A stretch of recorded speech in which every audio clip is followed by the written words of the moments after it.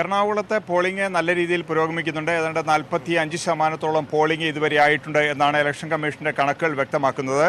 രാവിലെ കാഞ്ഞിരപ്പള്ളിയിൽ വോട്ട് ചെയ്ത ശേഷം NDA സ്ഥാനാർത്ഥി അൽഫോൺസ് കണ്ണന്താനം കൊച്ചിയിൽ എത്തിയിട്ടുണ്ട്. അദ്ദേഹം ഇപ്പോഴാണ് എത്തിയിരിക്കുന്നത്. അദ്ദേഹത്തെ ചില ബൂത്തുകൾ സന്ദർശിച്ചപ്പോൾ CPM പ്രവർത്തകർ തടഞ്ഞു എന്ന് അദ്ദേഹം ആരോപിക്കുന്നുണ്ട്. അദ്ദേഹം ഇപ്പോൾ ഉണ്ട്.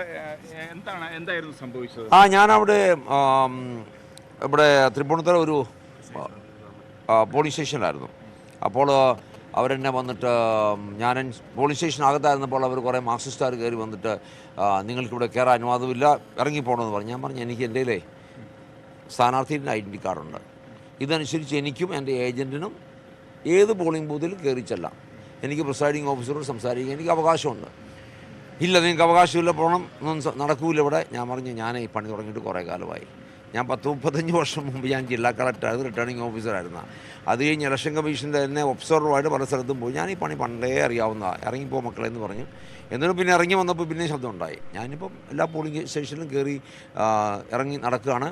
എല്ലായിടത്തും കയറും, കാരണം എൻ്റെ അവകാശമാണ്, അത് ഭരണഘടന തന്നിരിക്കുന്ന അവകാശമാണ്. ഇവരൊക്കെ ചുമ്മാ അത് കുറേ ചുമന്ന സാധനം കൊണ്ട് വന്നിട്ട് നമ്മളെ പേടിപ്പിക്കാൻ നോക്കി. ഇതൊക്കെ ഓലപ്പാമ്പുകളല്ലേ, ഇതൊക്കെ ഇനി കേരളത്തിലും ഇന്ത്യയിലും നടക്കുമോ? എന്താണ് ഇത്? ഇലക്ഷൻ കമ്മീഷൻ വല്ല പരാതി നൽകുന്നുണ്ടോ ഇത് സംബന്ധിച്ച്? നോക്കട്ടെ. ഇതൊക്കെ ചുമ്മാ വെറും ചപ്പുകൾ, വെറും ഈ ഉറുമ്പ് പോലും അല്ല, ഉറുമ്പാണ് കടിക്കാൻ പോലും അല്ല, കുറേ കൃമികൾ. അവർക്കിതിന് പരാതി കൊടുത്തിട്ട് വല്ല കാര്യമുണ്ട്? പോട്ടെ. എങ്ങനെയുണ്ട് അങ്ങയുടെ വിജയപ്രതീക്ഷ? ജനങ്ങളാണ് തീരുമാനിക്കേണ്ടത്. ഞാൻ പറയേണ്ട കാര്യമൊക്കെ പറഞ്ഞു. ഞാൻ എന്തുകൊണ്ട് ഇന്ത്യയിൽ 5 വർഷം കൊണ്ട് മോദിക്ക് ഭരണം കൊടുക്കണമെന്ന് ഞാൻ പറഞ്ഞു. രണ്ടാമത്, ഞാൻ എന്ന സ്ഥാനാർത്ഥി എന്തുകൊണ്ട് എന്നെ തിരഞ്ഞെടുക്കണമെന്ന് ഞാൻ പറഞ്ഞു. 40 വർഷത്തെ ചരിത്രം, ജില്ലാ കളക്ടറായിരിക്കും, ഡൽഹി കമ്മീഷനായിട്ടും, ഇവിടെ എൻട്രൻസ് കമ്മീഷനായിട്ടും, ഉന്നത വിദ്യാഭ്യാസ സെക്രട്ടറി ആയിരിക്കും, പിന്നെ MLA ആയിട്ടും ഇപ്പം മന്ത്രിയായിട്ടും എൻ്റെ പെർഫോമൻസ് കേരളത്തിൽ ജനങ്ങൾക്കറിയാം. കൊച്ചിക്കാർ നല്ല മിടുക്കനായ വോട്ടർമാർ. അപ്പോൾ കൊച്ചിക്ക് നല്ല കാര്യം. ഇവിടെ കൊച്ചി ശരിക്കും പറഞ്ഞാൽ ലോകത്തിലെ ഏറ്റവും നല്ലൊരു ടൂറിസം കേന്ദ്രമായി മാറേണ്ടതാണ്. ഇപ്പോൾ എന്താ ചപ്പും ചവറും നാറ്റവും. ഏതെങ്കിലും മനുഷ്യ ഇവിടെ വരുമോ? ഇത്രയും മനോഹരമായ സ്ഥലം, ഇത്ര സ്മാർട്ടായിട്ടുള്ള ആൾക്കാരുള്ള സ്ഥലം. അപ്പോൾ ഇവിടെ മാറ്റങ്ങൾ വരണം. അപ്പോൾ അവർക്കറിയാം ആരാണ് നല്ലതെന്ന്.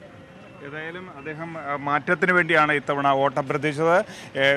തെരഞ്ഞെടുപ്പ് പുരോഗമിക്കുകയാണ്. ഏതാണ്ട് 45% പോളിംഗ് ഇപ്പോൾ പല സ്ഥലങ്ങളിൽ നടന്നു കഴിഞ്ഞിരിക്കുന്നു. രാവിലെ ചില സ്ഥലങ്ങൾ വോട്ടിംഗ് യന്ത്രത്തിന് കേടുപാടുകൾ സംബന്ധിച്ച ചില തടസ്സങ്ങളുണ്ടായിരുന്നു. പക്ഷേ ഇപ്പോൾ ആ തടസ്സങ്ങളൊക്കെ മാറിയിരിക്കുന്നു എന്നുള്ളതാണ് വ്യക്തമായിരിക്കുന്നത്. കനത്ത പോളിംഗ് ആണ്. കഴിഞ്ഞ പ്രാവശ്യം ഉണ്ടായിരുന്നത് ഏതാണ്ട് 73.58% അതിലും മുകളിലേക്ക് വോട്ടിംഗ് ശതമാനം പോകും എന്നുള്ളതാണ് ഇപ്പോഴത്തെ സൂചന.